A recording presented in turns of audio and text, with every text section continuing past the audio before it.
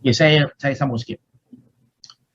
Yang terbaik yang mungkin saya boleh nyatakan dan telah disahkan oleh pihak Israf Consulting untuk pihak Quantum Matter adalah ketika distrukturkan produk-produk ini, kita strukturkan berdasarkan konsep dan standard piawaian pelaburan emas yang dikeluarkan oleh IOV.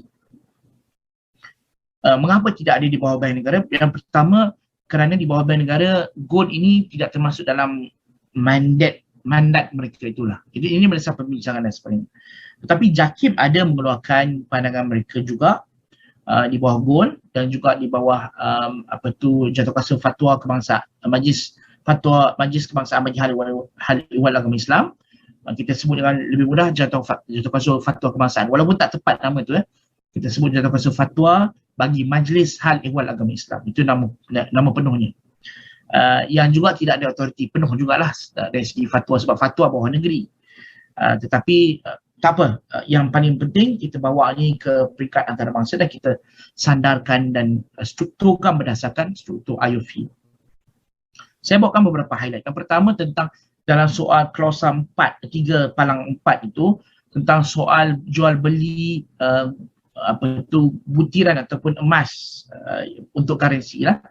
Yang pertama, boleh dijual beli tetapi harus counter value tu adalah hadir, mesti ada. Dan possession ataupun kepemilikan, possession adalah possession apa istilah bahasa Melayu? Saya pemilikan yang paling hampir. Boleh dibuat oleh pembeli ataupun ejen, ya, tak ada masalah, dalam bentuk fizikal, betul-betul emas sudah datang kemudian disimpan dalam poket, ataupun dalam bentuk konstruktif, dalam bentuk undang-undangnya. Kita panggil qabad hukmi. Yang pertama, qabad hakiki, secara hakikatnya, physically they own it, they have it in their pocket. Yang kedua, secara hukmi, secara law, secara legal, ada satu bentuk kepemilikan menunjukkan sijil ke, serial number ke dan sebagainya, untuk menunjuk. Ini juga boleh.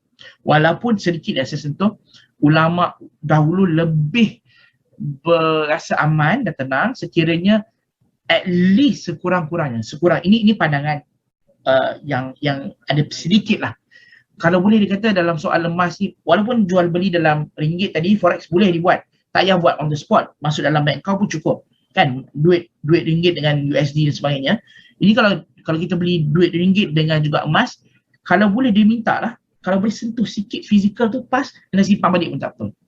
Ini sampai tahap itu. Bukan saya kata ini wajib, ada pandangan sahaja. Okay? Ini ada satu pandangan. Yang kedua, dalam soal konstruktif tadi, possession tu boleh dibuat dalam bentuk allocation of, kita ada pembahagian ataupun boleh dipisahkan dalam bentuk pelbagai, ataupun dalam bentuk kepemilikan sijil tadi, ataupun ada serial number. Dan juga cuma sijil tu harus dikeluarkan pada hari tersebut. At least sekurang-kurangnya menunjukkan bahawa pemilikan tu telah pun ada pada ketika itu. Itu yang dimintakan. Jadi ini yang kita sebutkan, dan ada persoalannya, tidak boleh jual beli unspecified ingots, okay? Yang kita panggil unallocated ingots without physical possession. Ini syarat yang ketat dinyatakan. Jadi secara umum kita boleh buat kesimpulan bahawa dibenarkan pelaburan dan pembelian emas selagi mana timbal balik balasan itu counter value, kita panggil consideration, balasan itu adalah pada nilai dan harga yang sama. Kalau kita gold dengan gold, regardless of the quality, 9199 kita tak mau cerita bab tu, dan juga dibuat dalam bentuk ni spot basis. Kedua, gold dengan silver boleh dijual beli, tak kisah counter value yang berbeza, cuma spot basis. Dan kalau gold beli untuk apa saja perkara lah, anda nak beli, lepas ni nak beli makan pakai gold lah, Quantum Matter mungkin nak buat apps ataupun e-wallet pakai gold, beli banggir nasi kuartal atas, bendi 2 tepi, boleh, tak ada masalah. Makan mamu semua boleh, makan sedapnya, okay, pun boleh, tak ada masalah, as long as willing buyer, willing seller, ataupun terima.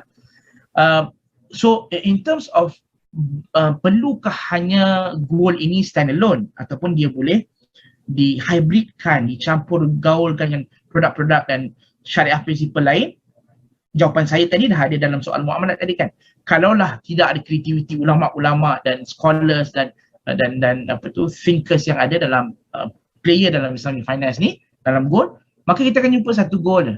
Tetapi disebabkan mungkin ada seolah-olah quantum metal yang berfikir bersama dengan syariah advisor, bawa masuk produk-produk yang unik kepada anda, ataupun di luar sana lah, ada player yang ada gold Ar-Rahnu for example. Ar-Rahnu tu satu bentuk yang unik kan, walaupun sebagian rasa Malaysia cukup besar segmen Ar-Rahnu kan, iaitu gabungan apa, kalau dulu kita ada tengah-tengah tu ada bentuk pinjaman qard, tambah juga kita bagi rahnu, iaitu simpanan emas dalam kita. Lepas tu kita kenakan ujrah, iaitu upah simpan. Tu dulu Sekarang ar-rahnu dah jadi lain sikit lah sebab ada isu-isu syariah sikit. Tetapi umumnya kita boleh plug and play as long as syariah punya perspektif tu terjaga. Kerana apa? Ini soal muamalat dan anda boleh eksperimentasi dengan soal-soal yang tadi. Boleh gabung wa'ad tadi, qard dengan rahan, hibah dan sebagainya. Ini boleh dilakukan as long as patuh syariah. Baik, saya kira tuan-tuan pun dah ingin tunggu lama sangat Ustaz banyak sangat berceloteh ni.